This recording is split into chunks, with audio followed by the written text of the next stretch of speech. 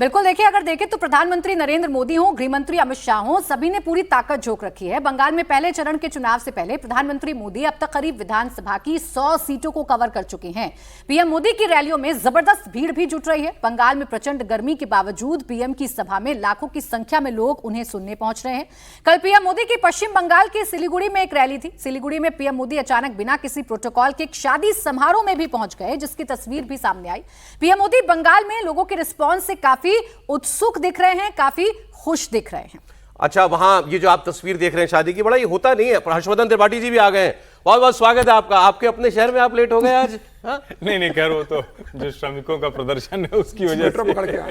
अच्छा, ये जो हम बात कर रहे थे कि ये देखें, अभी चर्चा में ये हो चुका है कि प्रधानमंत्री ने सपोर्ट मांगा है सभी दलों का, नारी शक्ति वंदन अधिनियम को जो उसमें बदलाव होना है वो कर लें, एक साथ मिलकर कर लें। और दूसरा, सोनिया गांधी ने जो आज आर्टिकल लिखा है उसमें उन्होंने कोटा विद इन कोटा की बात की है और दक्षिण राज्यों की डिलिमिटेशन में सीटों में हर्जाना ना हो।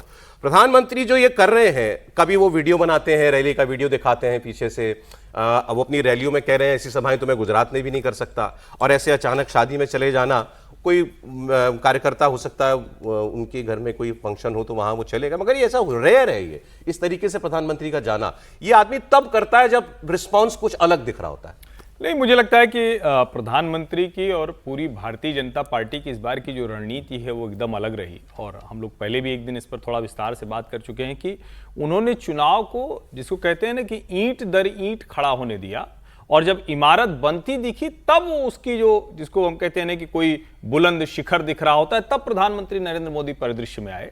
और भारतीय जनता पार्टी को एक बात बहुत अच्छे से पता है कि पीएम उनके लिए जिस तरह का ट्रम्प कार्ड है, ममता बनर्जी के सामने और कोई ट्रम्प कार्ड चल ही नहीं सकता है, संभव ही नहीं।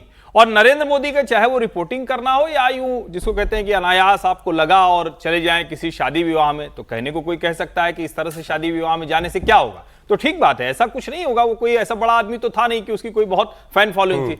लेकिन ये जो वो एक आता है ना, मतलब जिसको कहते हैं कि पीएम की एक्सेसिबिलिटी, उनकी रीच कहीं तक भी है। और प्रधानमंत्री नरेंद्र मोदी अपनी शैली का कई बार उपयोग करते रहे हैं। अब अभी इसी से जुड़ी हुई खबर नहीं है, लेकिन फिर भी मैं, जैसे प्रधानमंत्री खुद को कहते हैं कि मैं चाय वाला हूं, पीएम बन गया। अब गुजरात में एक कार्यालय पे चाय पिलाने वाले को भाजपा ने वार्ड काउंसिलर का टिकट दे दिया। तो होता क्या है कि जैसे हम कई बार कहते हैं भाजपा में बड़े नेता तो नाराज होते रहते, फिर भी पार्टी क्यों नहीं कमजोर दिखती?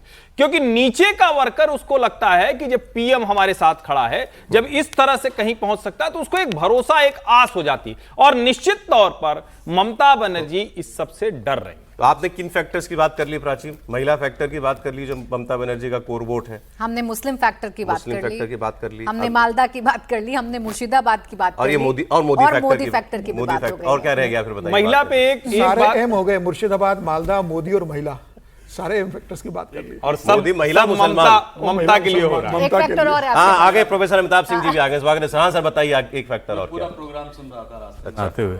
एक फैक्टर रह गया। देखिए, इससे जो रूलिंग पार्टी है वो 3 बार फायदे उठाने की कोशिश कर रही है।